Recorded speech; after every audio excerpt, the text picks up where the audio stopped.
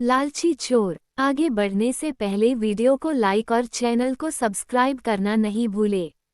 एक छोटे से गांव में एक चोर की कहानी बहुत प्रसिद्ध थी। उसका नाम में मनोज था। गांव वाले उसे लालची चोर कहते थे। मनोज का लालच उसकी सबसे बड़ी कमजोरी थी। उसने गांव में कई बार चोरी की थी, लेकिन उसका पेट कभी भरा नहीं था। उसके पास कभी संतोष नहीं था और हमेशा और अधिक की तलाश में रहता था। गांव के पास एक पुराना किला था जिसे लोग छोड़ चुके थे। उस किले में एक बड़ा खजाना होने की अफवाह थी। गांव में हर कोई जानता था कि खजाना वास्तव में नहीं था, लेकिन मनोज का लालच उसे हमेशा उस किले की ओर खींचता था। उसने तय किया कि वह एक दिन उस किले में जाकर खजाना ढूंढेगा। एक रात, जब चांदनी चादर फैल चुकी थी और गांव सो रहा था, मनोज चुपके से किले की ओर चल पड़ा। वो एक पुरानी कहावत पर विश्वास करता था कि अंधेरे में ही सच्चे खजाने की खोज होती है। किले के दरवाजे पर उसने एक पुरानी चाबी डाली, जो उसने कई साल पहले चुराई थी। चाबी दरवाजे में फिट हो गई और दरवाजा धीरे धीरे खुलने लगा। किले के भीतर घुसते ही मनोज ने देखा कि जगह भरी हुई थी किले के खंडहरों और पुरानी वस्तुओं से। वो एक पुरानी सीढ़ी पर चढ़ा और ऊपरी मंजिल पर गया। वहां उसने एक पुराना संदूक देखा। संदूक बहुत बड़ा और भारी था और उसके ऊपर एक बड़ा ताला लगा हुआ था। मनोज ने संदूक का ताला खोलने के लिए कई औजारों का इस्तेमाल किया। बहुत मेहनत के बाद ताला खुल गया।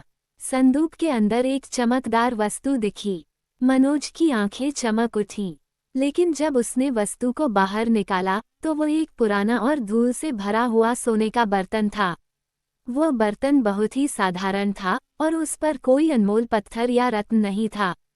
मनोज ने बर्तन को नकारात्मक भाव से देखा। उसका लालच उसे यह मानने को तैयार नहीं था कि यह साधारण बर्तन ही खजाना था। उसने सोचा कि कहीं और भी खजाना हो सकता है। रात भर वह किले के हर कोने में खोज करता रहा, लेकिन उसे कुछ नहीं मिला। सूरज की पहली किरणों के साथ ही मनोज निराश होकर किले से बाहर आया। वह गांव में वापस लौटा, लेकिन उसने सोचा कि वो खजाना अभी भी कहीं छिपा हो सकता है। उसने अपने लालच को पूरी तरह से नियंत्रित करने का निर्णय लिया और फिर से किले में वापस जाने का सोचा। लेकिन इस बार जब उसने किले के दरवाजे को खोला तो उसे एक नई बात देखने को मिली। किले के भीतर एक वृद्ध साधु बाबा बैठे थे।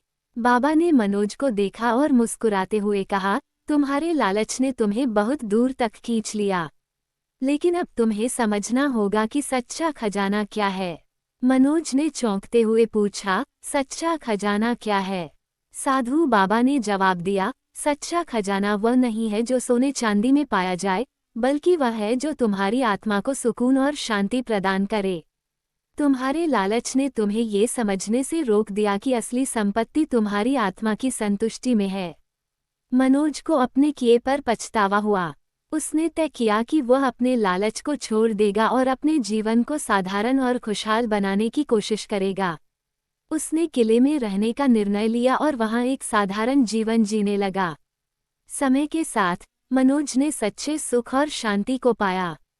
उसने समझा कि सच्चा खजाना केवल बाहरी वस्तुओं में नहीं, बल्कि आत्मा की गहराइयों में छिपा होता है। और गांव में उसका नाम अब संतुष्ट मनोज के रूप में मशहूर हो गया।